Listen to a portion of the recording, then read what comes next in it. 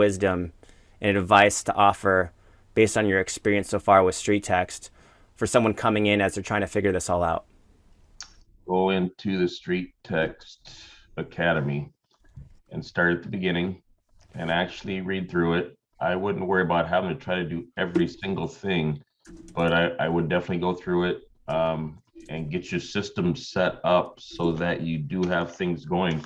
Too many people waste time looking at all these other things and they're not running some of this stuff. And so what you need to do is go in and look at the program in the academy. Go ahead and make sure you've got your ads running. Start making sure you've got a daily follow-up, and then make it a point that even if it's just once a day, go to the academy, look it over, see if there's a little tweak here and there. And then when you get your quieter times of day, preferably at night, go into StreetText Mastermind, look and see what everybody else is saying. Don't just look at what's here now, go back a ways, because you'll find a lot of people that have been here for a while, like everybody else that were new, see what they were doing, take notes to put in your phone. And once again, don't try to do every single thing, but go ahead and look at the things that you can do that work for what you're doing and ask questions. Here's a question. Where is StreetText Academy? I didn't even know there was one. I know about the Facebook group, but didn't even know there's an academy. Never seen it. Yeah, that was for, that's why this was for you. This was for you. That's for me, Leon. Thank you. And Marcus, where do we find it? Your screen, you show them. Well, okay. So it's in your dashboard. If you go to the dashboard, you'll see the course StreetText courses. Just click on that button. It'll take you straight there. You'll see all the courses that are there. The startup course is the one that you're wanting to do. Nice and easy. Yeah, we used to have something called the StreetText Academy, and now Troy has merged it over into a new Thinkific course. So it's a getting started guide. So that's a great place to start. You know, everybody needs a refresher. Sometimes it's important just to come to the demo again, just to get the refresher. And then I would say the understanding of just, you know, a couple bookmarks to have would be, I'll share my screen here for you, would be this right here. Right? Because this is kind of show you what you have as an option on any given day with StreetText. You're here at the Mastermind, Facebook lead conversion, ad help and performance review that Troy hosts, and that's phenomenal because he goes through almost every one of our ads and section. Logan also hosts a class. It's not on here, but I know you share it every once in a while, right, Logan? Yeah, we're going to be getting back into the custom ad stuff a little bit more. We've kind of taken a little bit of a detour right now to get custom ads done. Just follow the insider group, and Maddie's putting things out there as to what's being built. But yeah, we're going to be getting back into a more of a sit down meeting type where people can bring their ideas to us, probably sometime throughout October here. Okay. Can you put this as a link for this one also? Yeah, put that, if someone wants to share that link in the chat feature. Yeah, I can drop it there for you. That'd be awesome. And Thanks. then of course, I mean, surprise, surprise, our Facebook Insider group, right? I mean, if you're not in here and you're not paying attention, you're going to be missing out on so much. And I would say bookmarking the announcement section is a good place to start. And I think ultimately learning how to navigate through this. I did a video in the announcement section where I'm kind of walking you through the important takeaways on, you know, because I know you guys all have 1,000 things you're doing, okay, and I don't want to just assume you're going to drop everything to learn StreetText, you know, but the cliff notes is right there in the announcement section, particularly on how to navigate this group, because, for example, look at all the topics right here on the right hand side. A lot of people wouldn't even know that there's topics that have all these posts on it. And so, for example, testimonials. Well, you could go in there and just start reading all these testimonials about how people have done well with StreetText, but the gold is not in the actual posts. The gold's in the comments. The 151 comments on how many deals have you closed on with StreetText, how long have you been with StreetText. Now you start reading through and figuring out what people are doing, how they've been doing it. And so that's kind of some of the examples there. And it's not just testimonials that you'd want to read through. You'd probably go into see all topics and start learning that there's video examples, address only examples for some of you thinking about, well, what do I do with all these mailer or address only leads? You know, we have so many different things that you can start with just here in the announcement section underneath topics. And then one of the easiest things is just search. See that little search? It would be hard to see, but that little magnifying glass there. Again, let's just take address only, for example. If you just search, you can start learning so much. And then there's filters over here on the left-hand side, posts you've seen or the most recent posts. So, you know, a lot of people are thinking, you know, well, I use Chime, or I use Follow Up Boss, or I use Line Desk, or you name it. Search. Search. And you'll find there's been a lot of discussion on that subject that you're thinking about. That files section in there is also very helpful. I recently updated a follow-up strategies from there for like the 12 tips, buyer ad, seller's ad. So make sure you go through that as well. There's some really good tips in there as well under the file section. Yeah. The other thing on the back end of that also, you know, everybody runs ads. I read about the complaint of what the ad isn't doing. If your ad isn't performing, don't be brain-headed and just beat your head on the wall. Go get your ad changed. That's why there's split tests and stuff like that. We're in a group. Sign up and do the class for ad tweaks or whatever. But I mean, you have to track your stuff. So you can't just, I always say set it and forget it, but don't set it and forget it if it ain't performing, because it'll forget you, but not your wallet. Yeah, good advice. I mean, so for someone throw the announcement section in there, just bookmark the announcement section too, because we try to update all the time. Like yesterday, we had Logan and Wendy on and CC talking about, you know, again, how to generate 200 leads at 65 cents a lead. But if you guys didn't know that, you can run custom ads with magnets of your favorite sports teams. You wouldn't understand what that even means. So these are the type of things. We don't just have these set weekly classes. We also do events that are just as valuable for you. And that would be in the announcements section. We're running a contest right now. So we want to reward you for sharing StreetText, and we want to give you a bunch of Starbucks coffee. Not just Starbucks coffee, because you can go to Starbucks and get a gift card, and there's a lot of delicious things to eat and drink there. But right now in October, everybody who uses their affiliate link to share StreetText gets $5, and they get $5. So that person you get to StreetText also gets a $5 Starbucks card.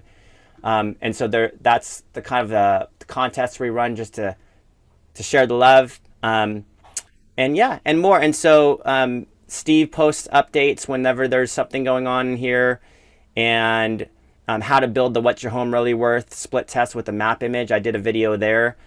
Also, you'll see it's not always the What's Your Home Really Worth is still to this day the most popular seller ad we have, but a lot of people don't recognize that you can not only put the map images in there, and we show you how to do it, but you can do lots of different variations of ideas.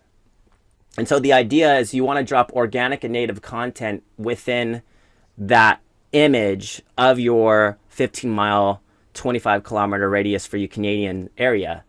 And here are some examples of what people have been doing.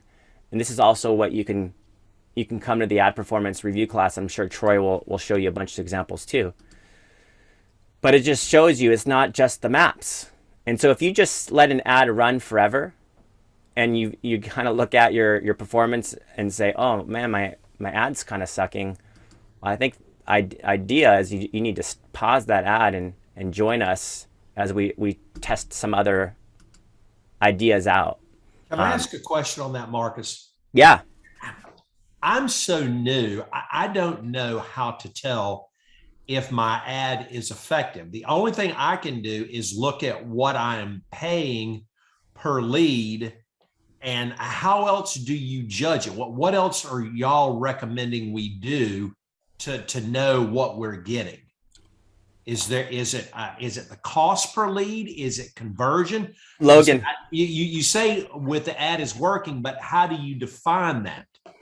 I would say it's different for every area, it's different for every angle, it's different for a lot of things, but the two things that I look for more than anything would be the cost per email. Now, if you're running conversion ads, cost per lead is also important because you can absolutely, there's so many things you can do with addresses. But for most people, I do find that that little bit of contact information is important to be able to get your brand with your videos firing to them and everything like that. So for most of these ads, I would say the bottom line cost per email is incredibly important. Okay, And can I ask you a question on that? please do. Then with my custom buyer ads, I'm getting emails at 235 over the last 7 days and 257 as a lifetime. Is that considered a good number for Metro Atlanta? I'm not displeased with it, but I'm asking from you guys, and specifically Leon, I'd like your input as an agent also of what's going on.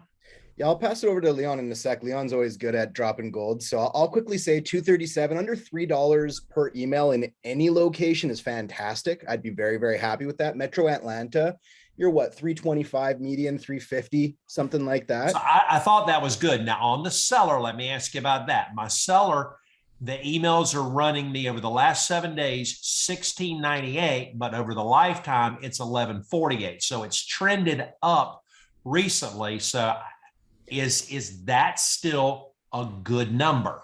And here's the way I treat those ones, and this is why the lifetime column's there, is that the lifetime's important. And we always say good ads will fluctuate. So if you have a good ad that's been running, let's say for 3 months or 6 months or whatever it is, you want to give it a little bit more rope, a little bit more leeway. However, when the last 7 days is at 16, I might not be ready to snap to a judgment and say, okay, it's time to turn this one off. But it's time to start looking for the next ad to replace that one. So when you start to see your lifetime column creeping up, what I recommend you do is before you turn that ad off, start building a replacement. Do another 3-ad split test or a 2-ad split test if you're trying to mitigate costs a little bit, and then work on that for 2 days until you get one that comes out with a much more appropriate, lifetime stat now. And if you're finding one that is trending in a better direction after a few days, now you can replace the original ad. But I wouldn't jump to replace an ad and start fresh with no fresh leads coming in, if that makes any sense. I like to build some new ads, get some new things going, and then replace my original ad. 100%. So if you have a winning ad, you want to keep running your winning ad. It doesn't really matter if it's trending up or trending down. If it's your best performing ad, it's your best performing ad. Case in point, I have an ad that we're running that's been running now for well over 9 months, and it's the ad to beat. But all our other ads we're running hasn't been able to beat that ad. It's gone up in days and it's gone down in days. But overall, it just keeps, it's the one to beat. So it becomes my benchmark. And then the next ads that we create are then created to try to beat that one. And then so I'm always running new ads to try to beat it. But if it's still winning, if it's still performing, it's the one that Jonathan, the one that I'm running is your most popular seller ad, because I chose that. The only reason I did a custom buyer ad is what I'm trying to go after is people who are downsizing. So I'm doing a ranch home list. So it's really just a spinoff on your ad already. But the other one is just your basic ad, the most popular, and I've not changed anything, not the map, not anything. I can try that. I don't know that I'm displeased with it. But if you guys tell me that I need to go in a different direction, I will. Like I said, I'm new. I'm still trying to learn this so I know what to expect.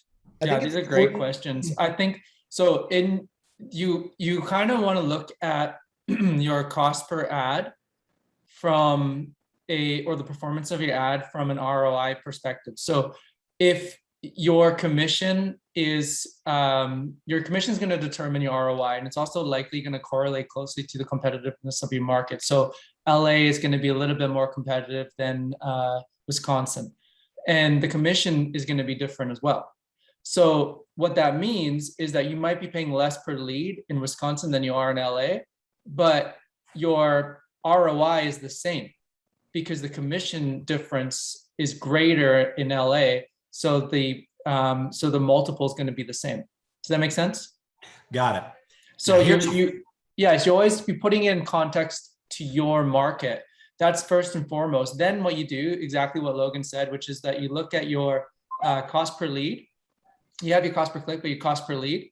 And then if you have 2 ads running where you have good cost per lead, look at the area that those leads are coming in from.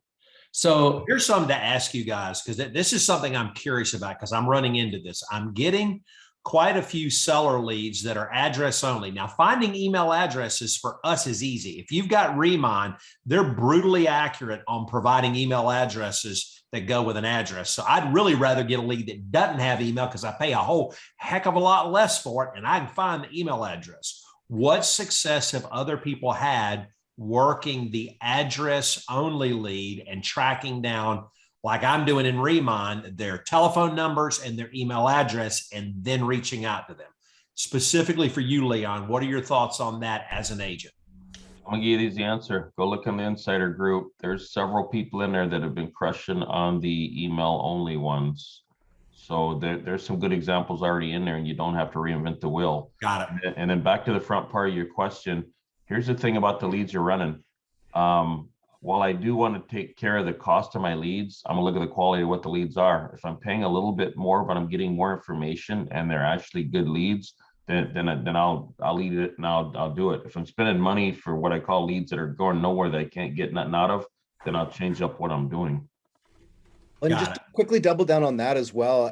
What Leon said is absolutely bang on, and be considerate of the fact that not only are you chasing stats, you're chasing quality leads.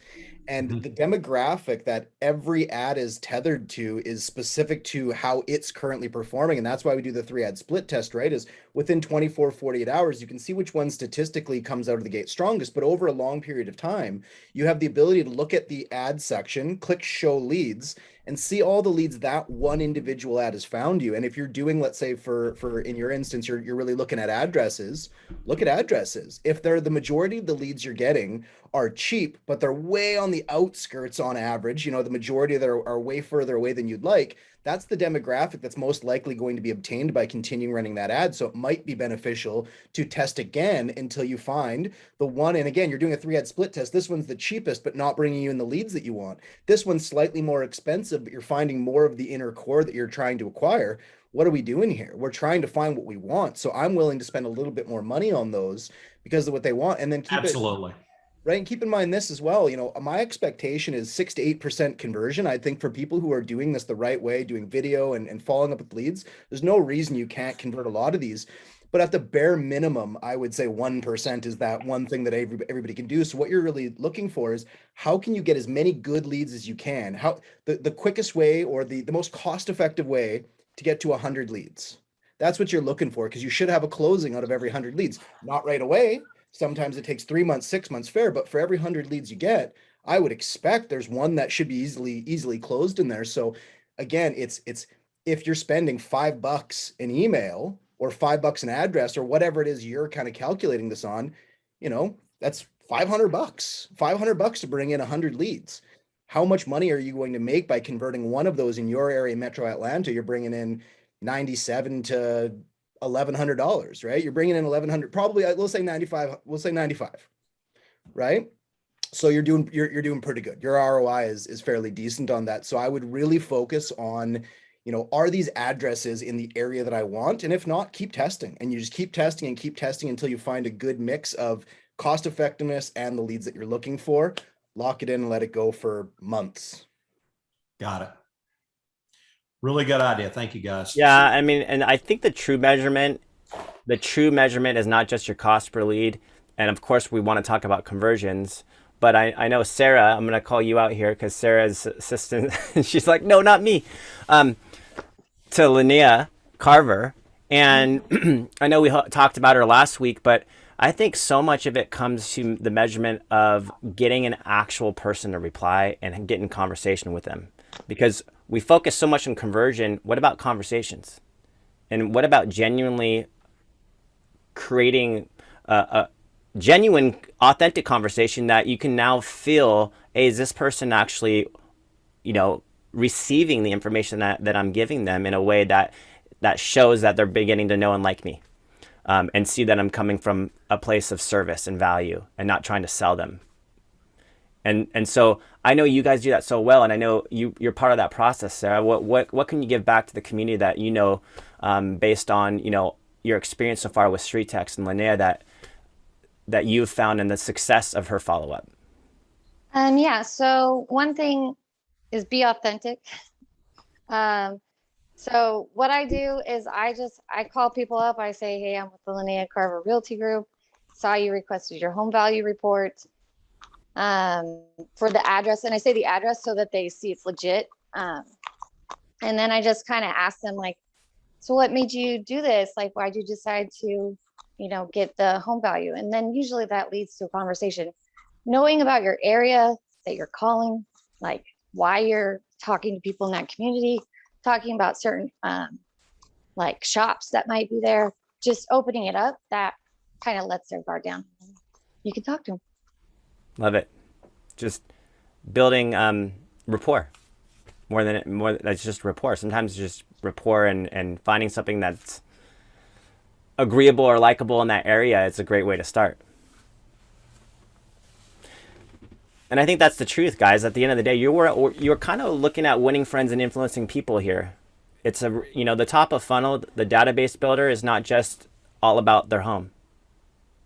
It's about being this presence of community. And I really love, even in an example, if you guys remember from last mastermind, or maybe it was a conversion workshop, they all kind of blur at this point. Linnea's example of introducing and interviewing a coffee shop owner on day 7. Because that's the connection. Like they don't, it's not always about the value and what my home is worth.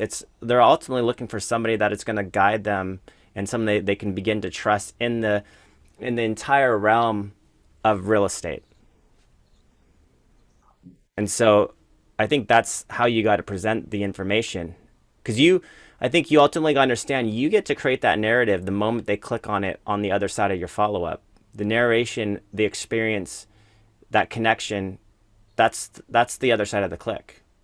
It doesn't matter what your cost per email or cost per lead is if you can't create the connection. And then I know, Eric, you were saying in the group about not being able to get those video email opens. Well, right? So that's where you got to start looking at the tracking mechanisms. That's where when you start understanding your automations are one thing, your personal sends are another. And then the way you personally send out those emails, either from BombBomb or from the Gmail Chrome extension themselves, all have tracking behind them. And there are best practices with how you send those out. Because that's the thing. The emails that you send out will show opens, will show video plays, will show clicks and responses. That's the extension of Gmail itself. So there are a couple of things that you can look at. I don't think Jennifer Salter's here, but she boasts about how she gets close to 100% opens, but sometimes she's got to send it out 5 or 6 different ways to get it opened. So you can't settle with just one out. Sometimes you got to try to send it different ways to get it opened. No, I mean, that's what I'm doing. I've come to the point where I prep them with a preparatory email saying, hey, just so you know, I got your request. Your video should be here tomorrow morning, time frame, and hopefully they will email me back, say, oh, great, thanks. Because I've heard in the StreetText Insider group that that if they reply back and then you reply to that with the video, they will get it. I mean, I've heard so many different techniques and SOPs on what's right. I'm trying everything, a giant shotgun blast of techniques. Have you run your email address through the mail tester or anything like that? I did. And no warnings came up, nothing like that? No. Like, so Leon, if you're talking about the one that Leon sent out, sort of it's a spam tester or whatever. It's like mail-tester.com or something like that. Yeah, I did it originally and I got like a score of 6.4 out of 10. And then which is semi okay, but then I adjusted some things. I added more text to the top of the body of the email, and then added the video in between text and added text underneath it. And then it got to a score of 9.4. Now, granted, so, and then I sent it and got a grade of 9.4. I don't know if it's a 9.4 every time. I don't really know how that works with that mail tester thing. I'm just throwing crap out there all over the place, trying to get this stuff to be seen. Perfect. All you can do is try. And that's, if you get up there now, what I was telling people as far as the video emails are concerned, what they should do is if you have a bunch of videos in your automations, and even just one, let's just say you just do one as the intro. What you should do is create a canned email or snippet. You guys know what that means? Anybody that doesn't know what that means? I'll show you what I mean. Okay, so let's just all pretend that you have this concept going on. Where is it? I had okay, there's Linnea's kind of video idea. So let's say you go and you have this in your automations with StreetText. You should go to your Gmail or whatever your personal email that you send stuff out of and recreate that same one as a snippet. So what that means is when I go to compose an email, I should have that same video there, and it should be a preloaded response of the same one with a slightly different verbiage that asks for just to say, hey, just want to make sure you got this. I know when I send it, sometimes it lands in a folder. Can you just reply here that you received it? And everything else is the same. So you're just doing that quick same email, saving it, storing it. Now you can resend it and get the tracking installed with it. Because what you're looking to do with every one of these emails is just get someone to reply. That's all. Because once the reply happens, now you have the conversation activated, and the conversation activated can naturally progress wherever you want it to go. What does the subject line say in the email that you're sending? Well, it depends on what you're... I mean, this initial video with the home valuation in it, what does your subject line say? Oh, the initial one? The initial one should be going out with the address. So I think I do a bunch of testing here. I should have one recently. Yeah, here it is. Like, here's Linnea's. Received your Facebook home valuation request for 133 Glenridge Avenue, Los Gatos, and I'm on it. Got it. But the second one, when you're actually sending the home valuation, what does that one say in the subject line?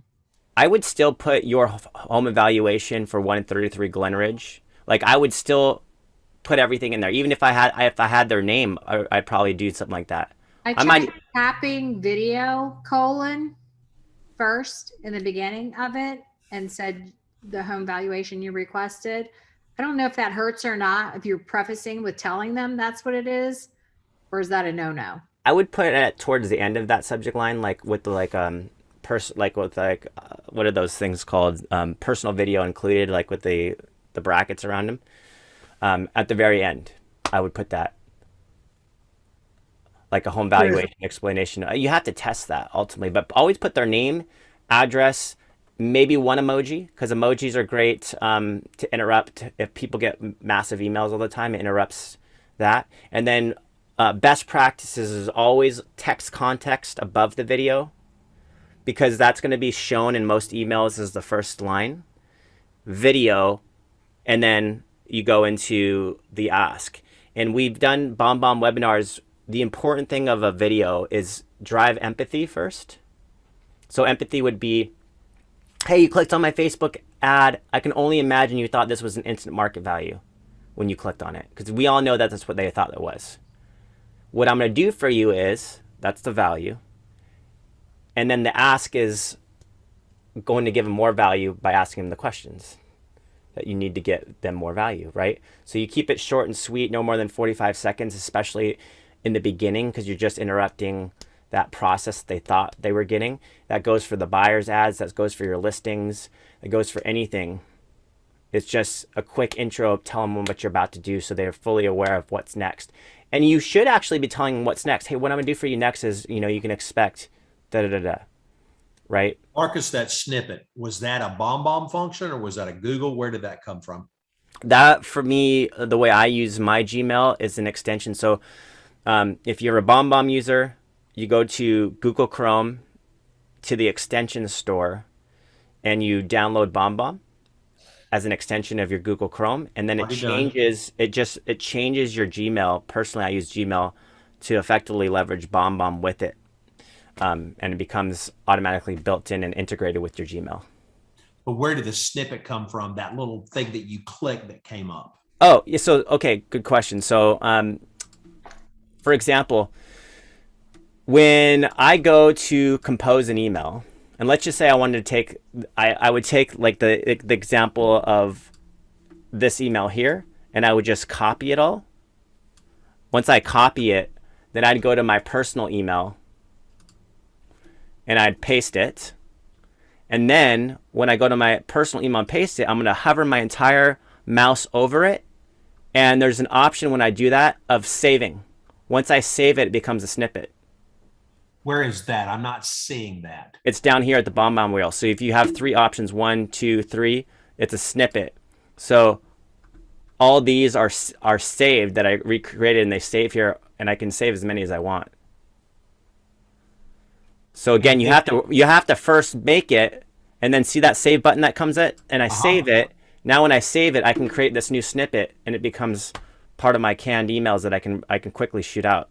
That's the work smarter, not harder concept. Are you saying that's because you didn't record it originally in BombBomb and now you're importing it to BombBomb? It's already recorded. It's already saved into BombBomb. So it's a video you've already pre-made. Now that you're pulling back in as a snippet. But my question is, did the video originate in BombBomb, or did you bring it into BombBomb? What you could have, that's 2 totally separate things. You can do it either way. A lot of people will create a video and import it into BombBomb. That's probably what you do with that concept of the coffee. Okay, so I'm just gonna have to research this more. I'll do that on my own. Well, yeah, because I can create video straight from my computer, genuinely just to introduce myself, just like I do, or I can go and create a quick video from my phone, save, and then BombBomb gives you the option to take that video and pull it into your BombBomb. Yeah. And then it just becomes a function of that. How do you get that BombBomb extension or whatever? You just go to Google Chrome, like you just pull up Chrome extensions. It can be hard to get it that way now. They've changed a few things. I find it's easier to go into BombBomb itself and click on integrations and then add-ons. Yeah, this way still there. So it's you just click on that extension and it. If you have it, for some reason it shows up, but for some reason on most people have been trying to help with that. For whatever reason, we go in there and we can't find it. I'm not sure why that is. Maybe I'm doing something wrong, but like Marcus is showing, you go there, do the more tools and see if you can find it that way. And if you can't, just go to BombBomb and then integrations and then add-ons and click the little Chrome icon and it'll get you to add the add-on right there. And for those not using Gmail, it also works for Outlook. Yeah. You shouldn't be using Outlook though, Jeff, but I'll let you slide this time. Talk to me, Logan. I just don't like it. That's just a personal preference. Do you like a Mac or a PC? I mean, some of us are Mac users, some are PC users. I'm a Mac user. Same thing. I feel like Outlook's the PC version. I use both. Yeah. Can I just ask real quick, what is the ratio? Who uses, when they send out their videos, who uses BombBomb versus who uses Gmail, and copies the video to email? I wonder what the ratio is here. I use both. So you double up on one video with both? I do. I send one. If I see they don't open it, I send it through another channel. If I see they don't open it, I send it through Facebook Messenger. So you just got to try to get them to open your stuff. Which would you say, in your experience, Wendy or Jeff, or whoever wants to answer this one, which one would you say gets the most consistent opens and responses? Well, obviously Messenger, because they're forced to open it. But you can't always find them in Facebook. So that's the tricky part. But as far as BombBomb and Gmail, which I have a Gmail, but I use Follow Up Boss. So it's being sent through Follow Up Boss. But they're about even actually. So sometimes the BombBomb goes through though when Follow Up Boss doesn't. I'm gonna throw something out there right now because this follows exactly what's being said. It doesn't matter the means of delivery. What you have to get back to is remember the touches, 7 to 12 touches to get a response. So if you're only sending out a one vessel and you're getting nothing, they say the definition of insanity is keep doing the same thing the same way. So what it comes down to, someone already posted in the chat as well, different things in different areas get different results.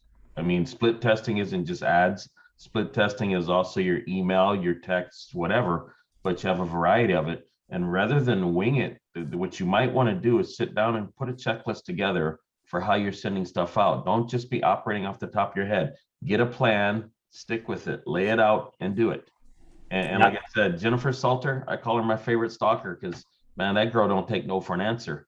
And like Wendy, she sits here just like this. I believe me, every time she comes off a group, she's got 10 different things she's sending. That's why she gets results.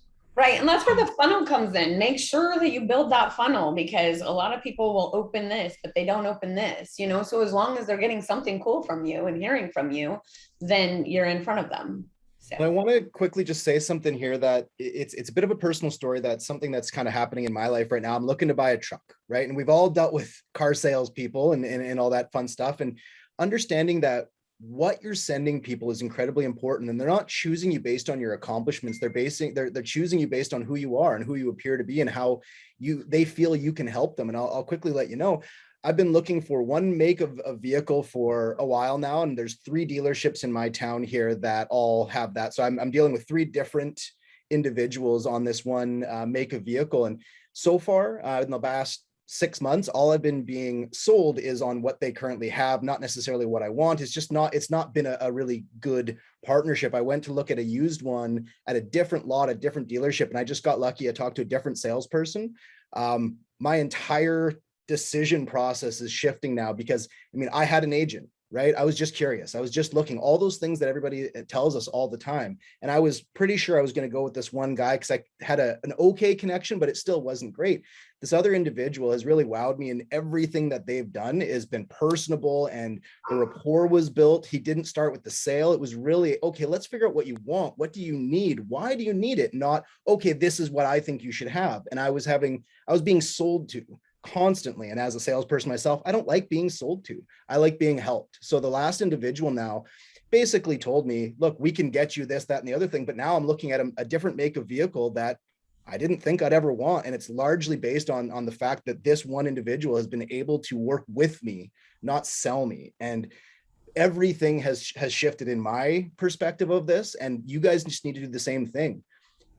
These individuals are trying to sell their home. They're getting closer to being ready to sell that home, right? They're not choosing you based on anything other than, does this person have my best interest in mind? Do I feel like I can work with this person? We're becoming their part-time best friend. You need to be relatable and personable, right? Jeff, I can tell you want to say something. No, Logan, you're spot on. I mean, this is not, for us anyway, StreetText is not about closing the first time out. StreetText for us is about delivering a value proposition over a consistent period of time. We haven't had a StreetText lead that we've closed in the first 90, 120 days. All the StreetText leads that we have closed have been in our funnel for 5+ months. So what that says to us is it's a function of continuing to deliver a value proposition over the long term. Some people out there are going to get lucky and hit on that one lead and they get the listing and it sells in a week. But I mean, Marcus and Logan, you guys, I'm sure you'll tell everybody that's a one-off. That's not what you should be going for, is closing that one lead that comes in and expecting to convert it right away. That's why the systems are so important, and the funnels that you build and the value that you give to these clients, because that's what they're looking for. If you start trying to close them with every touch, they're going to shut you down right away. And people closing deals in their trial with us is one of the worst things that can happen. And, as a salesperson, it's like, oh, great, I get a sale out of this. No, what happens is you breed bad activities and bad mentality because it's just easy. Okay, well, every one of these times I'm going to get a lead and it's just going to close itself. Absolutely not. And like I always say, the blind squirrel finds a nut every so often. You're going to stumble into one. Deals do fall into our laps at times. It's going to happen. That's great. Those are fantastic, but they're rare. And we really do need to work on them. And like you said, every lead that comes in, you've got however long it takes until they're ready to sell their home. You've got that long to build rapport. That's your job. Your job's not to sell their home. Your job is to build and develop a relationship with them so that when they choose to sell their home, they have nobody that they'd rather work with than you. And when they have other people in their lives who need a good agent and somebody that's trustworthy, why wouldn't you get that referral? That's 100% what we're doing. We're not selling homes. We're building relationships, and the home sales just kind of come from that, right? I love Can I that. just say something? Yes. So as somebody that's new, I feel like I'm already a very successful realtor. I have a lot of transactions I'm going through at any given time while trying to learn a new system. I've got no problem, creating relationships and building these things. I think the challenge when you're new though, and by yourself, is making sure that your information is getting to them and that they're actually seeing them, because that's the only opportunity you have at starting to build relationships, right? Is you got to make sure they're getting your message first. And what I'm finding challenging is I was gung-ho because I've always done video, but trying to do every single video home valuation within 48 hours or whatever it was in order to stay within your funnel proved to be challenging. I got behind. My ads, I feel like, are doing well. I'm getting enough leads. But last night I resorted to trying to stick with the same message in my email, but had to resort to PDFs because it's taken me 5 or 6 minutes to do a video valuation. But then, it takes me about 20 minutes of research at least before each one. So all of a sudden I felt like I'm getting way backed up here. And I'm like, what's the most important thing now is I need to get them to make sure that they're opening my message, that I'm responsive, that I'm trying to follow this funnel. And I'm just curious to know how many people are doing this by themselves successfully, who are already successful in their business, versus people who have hired ISAs and everything else to get them going. That seems to be my challenge right now. My first question to you, Kimberly, and I know Kelly's got her hand up and she's going to have a question here as well in a sec, but Kimberly, my first question would be for you. Are you trying to do a video CMA for every single lead that comes in, or yes. are you doing it for those that respond? Yes, that's what I thought we were supposed to be doing. And what you're doing is delivering a ton of value, but what in my view anyways, when we're giving this high level of value to every single person, eventually we're going to hit that high water mark where we're going to have to water it down, because I just don't have time to do such a personal reply for every single lead that comes in. So that's where it's really important in my view, again, anyways, to have a really strong video. And granted, we have to get it opened, fair, but have a good video structure throughout your automations that are saying, look, I'm not just going to do a generic valuation for you. What I'm going to do is the yada, yada, yada, really sell what you're providing, and you want to meet them, all these things. Then leave it alone. If they're not willing to respond back to you, okay, great. They're getting a day 3 automation, a month 3 automation. Month 3 comes, hey, it's been 3 months since you requested property valuation. Unfortunately, I haven't had a good chance to talk to you about your property value yet, and thus I haven't been able to provide you the value that I'd like. Here's all the things I'd like to do for you still, but I just need to have a response to this email so that I know that this isn't being done in vain and that I can actually do a good job for you. Then the ones that respond, let's say you get 10 valuation requests a day. If you only get 2 that respond, fantastic. Now you can spend the time needed to do 2 personalized responses to those people and go way above and beyond. Now spending 20 minutes on a CMA twice a day, perfectly appropriate. Spending 20 minutes a day, 10 times a day, well, boy, that gets a little. I'm overwhelmed. Let me ask you this. Is there such thing as a good anatomy of a good lead? Or you're saying just the one that opens it is the one that I'm going to spend my time on? I'd say a lead that's ready to talk to me. Any lead, I don't care if they tell me I'm 14 months away from selling my home. If they don't have an agent and they're willing to converse with me as an agent, that's a great lead. I have 12 months to work on them until they're ready to sell their home. A good lead is somebody who's ready to have a conversation with me, or at least is willing to respond back to my emails, and we can kind of converse that way. That's what I would consider a good lead. And a good lead is someone that provides you with their email address, Logan, right? I mean, an address only is less impressive than somebody that provides an email address that you can respond to immediately. So that's been verified. Said we use Remind, we have the ability to finish getting all that information. Is that a good lead or not? Because they never gave it to us. I had to go find it. You don't know who it is. You don't know if it's a buyer. You don't know if it's a renter. You don't know if it's a family member. You don't know if it's potentially someone, a nosy neighbor. I think at the end of the day, the address is great, but I think you need to start with the information you have, verify it. And my personal take is, here's what I love about this idea of remembering. You got started on Facebook, and part of that is to recognize, and I'm going to head back to Wendy because she's a Raiders fan. I'm just joking. The meet me on Facebook, you want to draw that connection early on. You want to go after the relationship on Facebook. They found you on Facebook. Yes, you've paid Facebook from your business page to get in front of their personal Facebook newsfeed. But going back to this personal idea of, I'm going to go as a seller, as a buyer, and I'm going to go profile you if I'm going to even think about letting you around my home. I need to know you. I need to like you. I need to find that you're a person that I can connect with. That needs to resonate with me above all.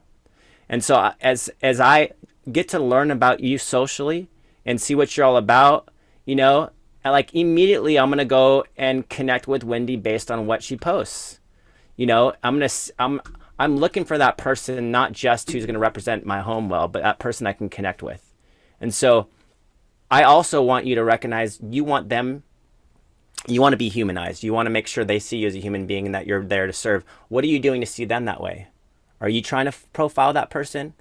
Are you trying to do everything you possibly can to find them on Facebook with the advanced search feature? Are you friending them? Are you messaging them?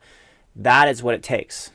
That's what it takes. So if you're not doing that, you're just waiting for them to come to you. You have to somewhat be a hunter in this process, and the hunting for that relationship to serve.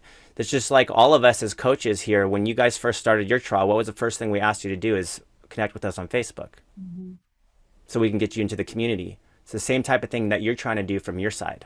So are the successful of you all by yourselves? Are you doing it by yourselves? So Kimberly, I cheat a little bit. I have a call center that makes my calls because I just got a large database I want rolled through, but I am set up and formatted as a single agent. And so one of the biggest things, and it's not just real estate, but I'm gonna say real estate because that's what we do, is time management. We overwhelm ourselves. I said this the other week, the perfect daily schedule is only the matter that you accomplished everything in the day you started out to do. If I'm gonna make calls tomorrow, but I get a call at 8:00 tonight to show a house tomorrow, and calls went out the window, I'm gonna go show the house. So as far as when you say most active to least, if I got 10 leads sitting there, number one, prioritize. If I got 3 that have all the information, that's 1 through 3. Address only goes to the bottom of the pile. Work what's in front of you. Just what Logan said earlier, if you weren't making all those videos at the same time, you've just freed up 3 hours of your day. So every now and then, instead of pulling your hair out, just stand up, step back, walk away, come back, sit down, and take the advice you'd give somebody else. And you'll find and the thing is, because now you have more time to work with, the quality of your work gets better because you're not stressed and feeling rushed. The product will be good that goes out. Your relationship and talking to people, you'll actually find you'll be happy talking to them because you're in a great mood. And overall, at the end of the day, when you sit back and look at your day, you accomplish what you wanted and you feel better. I have more time left in my day now than before, but I have more work because I'm sitting down getting it done. But it was a matter of prioritizing what I'm doing and then just making it happen. And don't get frustrated if you don't get it done. That's life. Sit it down, get it done later. But I mean, just prioritize and do what you have to do. Kimberly, I actually did it all myself at first for the first several months. And it is really overwhelming. There were so many leads coming in. I was kind of freaking out too, but I just made sure that I time blocked it in my calendar first thing in the morning at like 4. Because I'm very busy too. I have a lot of business going on. So it was tough. And I did a personalized video for every single one, even if they weren't on title, because, that's what I did. And I wanted to make sure everybody got that. So, but my videos were like 60 seconds. Like, don't sit there and go over a whole freaking report with them. Like I just basically, I pulled up their home on Zillow, realtor.com and Redfin. And then I pulled up my CMA, which was 1 page. And then I had all of that set up, and it doesn't take too long to get done, especially if you have you don't have to really dig. I know the inventory being low, the comps are kind of hard right now, but anyway, so have all that up, go to your BombBomb, record video, and just, say, thank you for inquiring about your home's value. I see your home is worth this much on Zillow, this much on realtor.com, and this much on Redfin. And, and it's just like, and usually realtor.com was like $50,000 more than anybody else. So I like to prove the internet wrong first, and then let them know what I see, and then let them know that in order to get a true value of your home, I would actually need to see your home. So click the link below to my calendar and book with me. I'll come over, check it out, and answer any questions you have. And just make it super simple to where when they pull up that video, it says watch 1 minute video. If they see watch 5 minute video, they're going to be like, delete. I don't have time for this shit. You know what I mean? So quick, simple, happy, smiling before and after. You shut that video off too, because it gets weird when you look weird, at the very front, so you always smile before you press start. For some of us, that's harder than others, Wendy. It's I know. And it's funny because I'll be like, I'll have to redo a whole video just because I see that stupid, horrible look, like I was looking for the camera button, Anyway, Yeah. So Well, With BombBomb, start smiling in advance during the countdown and wave. Yep. right. Yep. These always are wave. such good points. I wish I took notes right now. I'm going to definitely re-listen and take notes and send an email because it's really good. And then the thing I would say on the time blocking, I know Jennifer still does it by herself. Jennifer Salter, Miriam, she's like the time block master. She does it all herself. If you just time block 1 hour a day, make that hour flexible, because schedules are flexible, they need to be, unless you're like a 4 a.m.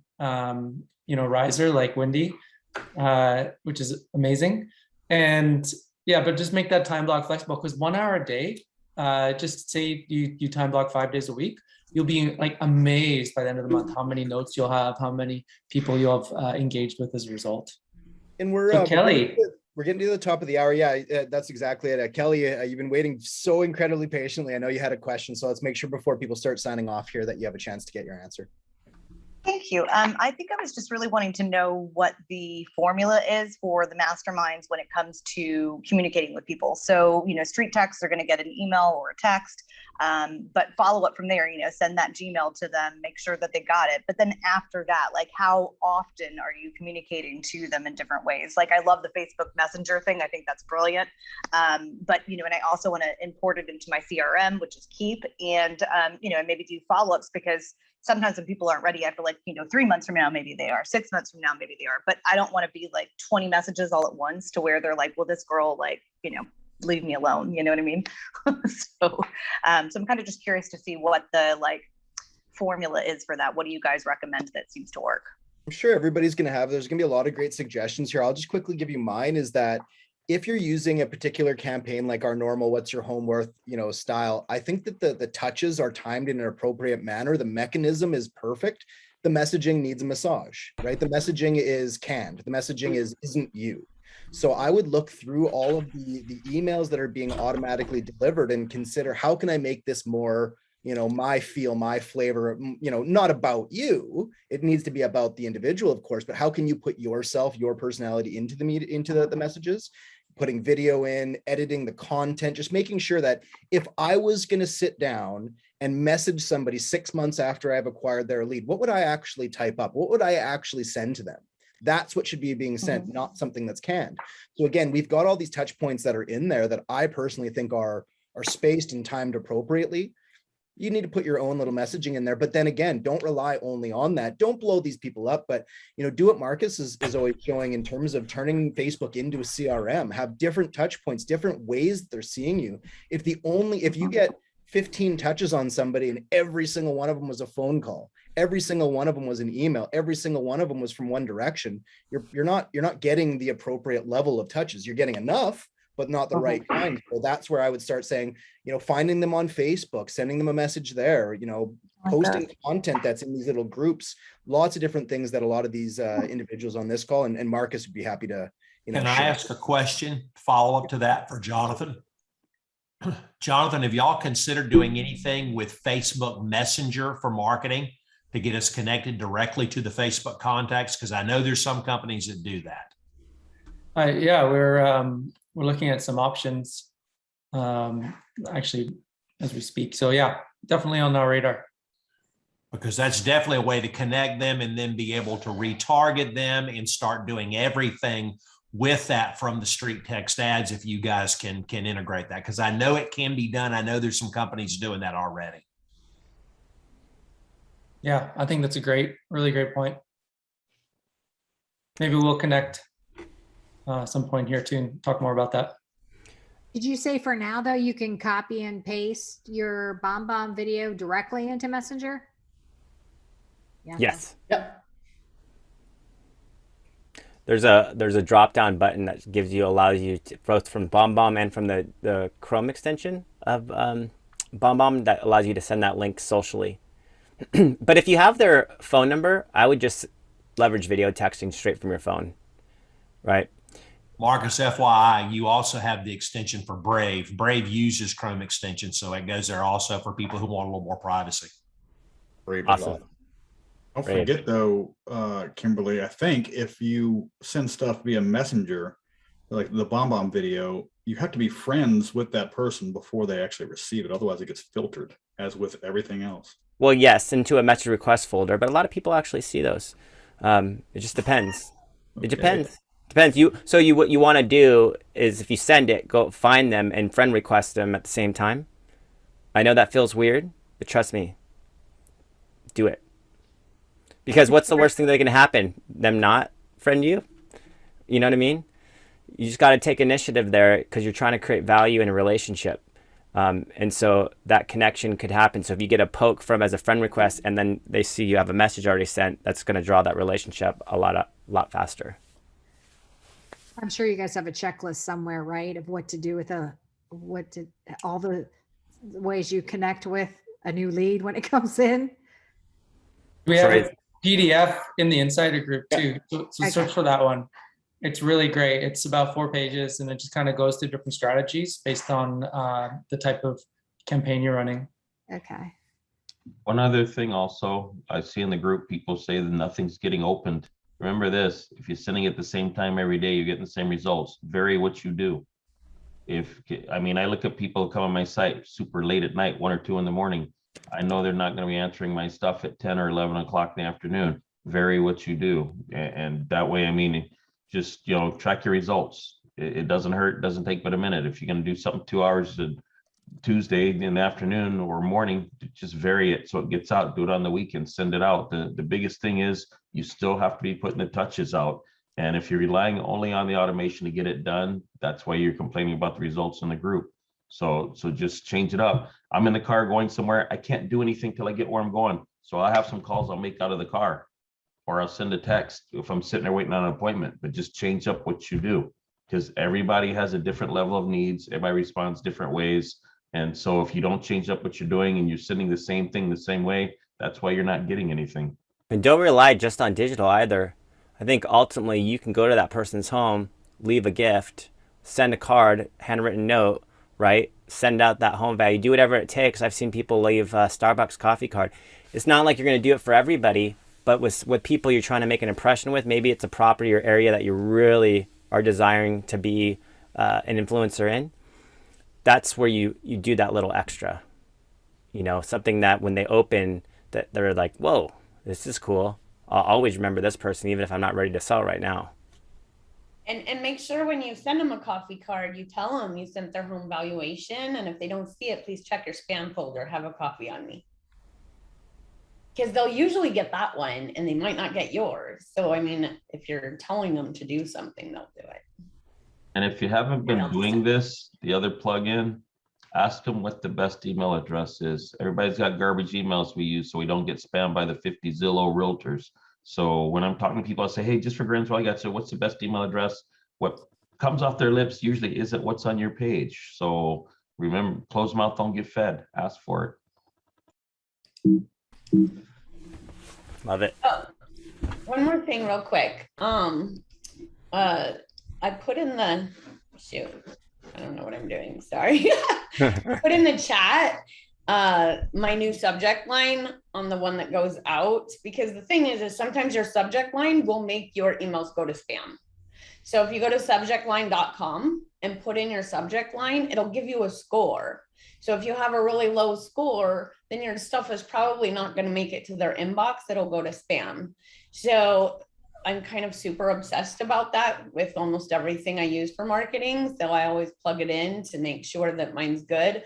And I changed it to your Facebook equity report just because home valuation is so overused right now. Like everybody and their mother that's a realtor. Smart. So when you say equity report, they're thinking, oh, I'm going to see how much money I have, you know? So I don't know. It's getting a lot more open. So try that. That's a great suggestion. Thank you for that. Yeah.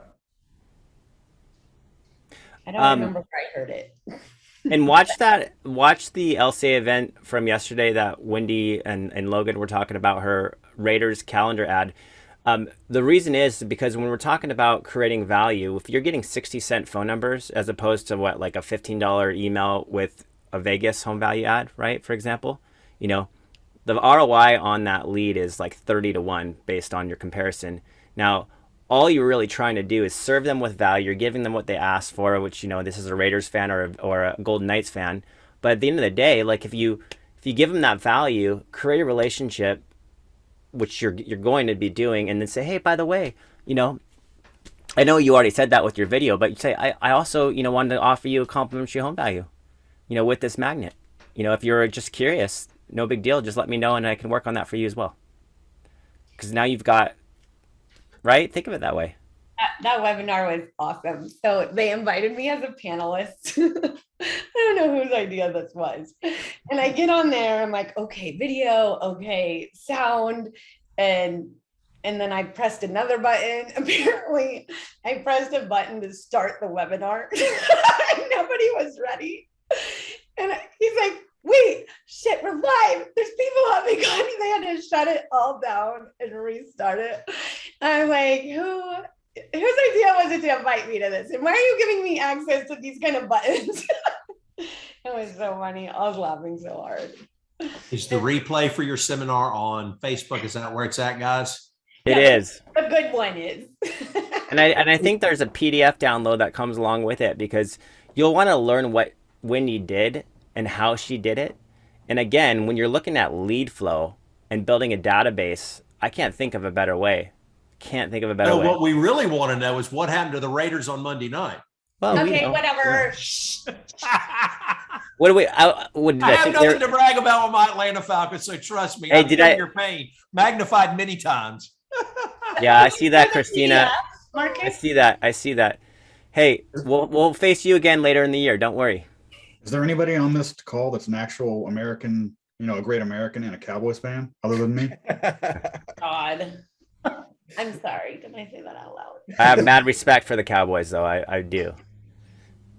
Can you show the PDF? You guys did it for me. It was so nice. I didn't do this myself. It turned out awesome. Have you? I don't have the PDF. Maybe you do, Logan. I don't have it on me.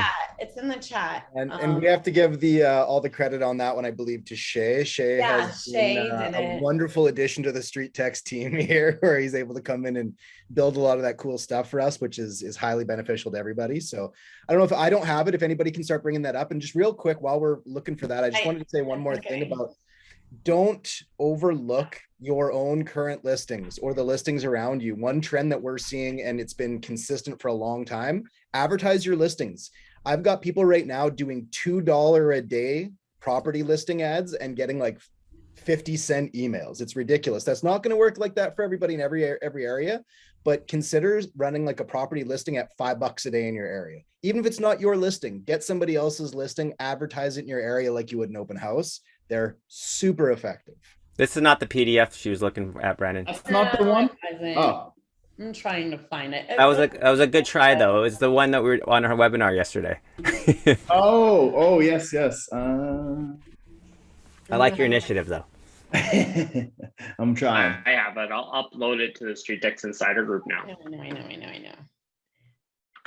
Yeah, I mean, again, just the outside the box idea that can 30 times your database just by offering such an amazing small gift and gesture. I'll forever have that magnet on my fridge for this year until next year, Wendy. Yay. And we'll update that. I If know. we have I'm any, getting, the cool thing is I'm getting so many good responses now that they got them in the mail. Like they're, taking pictures of them and posting them and thanking So me. you can do like, you can say, you can have contests where you say, take a picture of your magnet and tag me, right? And then they'll connect with you on Facebook. I mean, there's so many cool things that can spin off of that if you think about it. Oh shoot, I thought I found it. Okay. There it is, StreetText. Oh, that's the Zoom. Oh, you guys might want to talk to people about how when they run an ad, it's not going to show up there right away unless they click all in the corner. Because that happened. We've removed that. Oh, did you guys fix that? Okay. No. Yeah, they were just pending review, so they weren't viewed as active yet. But I believe, Deb was fixing that yesterday. Okay, I found it. You want me to share? Sure. Okay. Can you let me share? I'll make you a co-host. There you go. You don't have to worry about starting the webinar. It's already started. Don't put us live on it. That was so funny. Like this other girl from LCA was on and she was like, I didn't press anything. Of course I did. Okay, so here it is. Isn't this cute? Yeah. So I basically sent them everything that I do, and they made this really cool thing here that goes step by step on everything, and then like the video that I send to them, and what I say in my text message to them, what I say in my email, and then what I put inside the calendar. So like, you're mailing something to somebody of value, but you want to make sure that they have, something from you. And so it has that right there. And there's links to everything. And then the video of what I send after they get their calendar, so that they can kind of meet me. So it's working out pretty good. I've had tons of conversations and good relationships already. So I need to pick your brain, Wendy, because I live in a location where you could either be a Ravens fan or a Washington fan. Wouldn't that be kind of cool? You can do to too. get some kind of response. You can do double teams on those, like I did, because we have the Raider and Golden Knights. And I mean, some kind of contest or way to kind of get people, you know what I mean, talking about like which one's best or which one to order, or let's see who orders one over the other more. Or well, something. you might have the both as your ad, and then as the reply, would you like the Raiders, or I mean, you know what I mean, like the Ravens or the Skins for us to send to you, right? That's what you could try is understand Facebook does rank based on the level of like a like and a heart are actually different rankings, and the angry face can actually rank you down. So one thing right, one thing you could do is like for the Ravens and heart for the the Washington football team. Right. Oh wow. Weird to say, but I didn't know that. Yeah, I didn't either. Hey, Wendy, that link you put up does not work. Oh, great. They said they're gonna put it in the Facebook Insider group. So yeah, we're gonna upload it to the files. The link doesn't work. I tried. I just posted it, so it's in the Facebook Insider group. Put it in the announcement section, Ira. And Ira surfaces twice today. And that ad that we're running, there's 158 comments on it. Just saying. Like, I wish people would care that much about the houses I sell. Quick question for But those. your face is now on so many refrigerators linked to an activity that they love, that they keep going back and looking at every single day. So that's like the power of retargeting. Like, it's true. I'm like, power of value. I'm like, who's our next opponent? Bears. There's Wendy. Cool. Wendy, if you have any magnets left over at the end of it and you're done running your ad, just run into Best Buy and just plaster them on all of the appliances. I think that would. Oh my God, that is a really cool idea. But I did take a bunch. I would totally do that. I did take a bunch to the Raider Cafe, which is at the M Resort. It's like only Raiders stuff. It's super cool. And they put them in their store on their calendar for me. And I was like, oh my God. Smart. I know. Hey, You're Wendy, gonna have Wendy. people seeing your Jeep in town. They're gonna be beeping at you and waving just because they're like, that's where I got my calendar from. Okay, I can see it now. Hey, Wendy, you know what you can do is on Fridays, go post the injury report for the Raiders and for the opposing team in your Facebook section on that, and see if you get more traffic driven for people. Did you say injury report? Yeah. You get the What the injury. heck is that? So I'm ESPN. Go to ESPN. Yeah, Go to ESPN.com. You gave a nugget, I'm giving one back. So what you do is you can go in and look, and they'll have the injury reports for what they have, and you can go post it for both teams. I'll help you with that, Wendy. That way, even the people with the opposing team would be coming to your page because of that. Yeah, a lot of That would be cool. it's really I was important if thinking you're the most penalties. for anybody who's Look at doing him. fantasy football, which is a lot of people. Like I'm very Canadian, and I obviously am in fantasy football, and the injury report is a very, very, very important thing since you only get one game a week for all your players. So Well, I noticed they only get hurt if they miss the ball, but if they catch it and they do something spectacular and fall, they're never hurt. But they are hurt if they miss it. Ask Gronk. His ribs are not looking too good for the next couple of weeks. He caught that ball and caught a helmet. Yeah. Quick question for those using the not BombBomb, HomeBot. When you're putting someone on HomeBot, what are you saying to them or asking to put them on there? What are you doing for that? I don't ask. I just do. We just do it. I stealth them in. And here's the thing. They came in looking for information. And as Jennifer said, they're expecting an automation.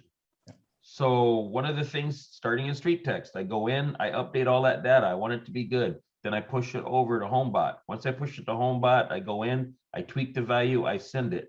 Now, those of you that have HomeBot, I've been telling everybody this, go look in your customization for the videos. There are some videos you can upload in there for when they make requests for information about things. Cold market, hot market, refi, this, that, whatever. Some are preloaded by HomeBot, others you can make. So you go make a BombBomb video, you upload it in there. When they make that request and it goes across to them, now you've got another open you track, you've got another touch. But don't ask, just put them in. Yep.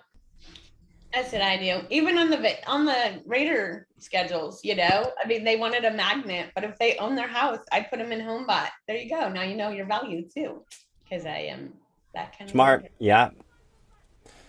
Love it. All right, guys, great mastermind. We'll leave it there. If you have any follow, of course, as always, we're going to ask you, what's the one thing you're going to do today from this mastermind? Think about it, implement it. If you need some accountability, even write it in the group. Because one tangible takeaway from the StreetText Mastermind that you're going to accomplish today. I'll make that extra call I didn't make yesterday. Figure out what Paw Patrol is. Yeah. Get some kids, you'll see. I know, mine are grown.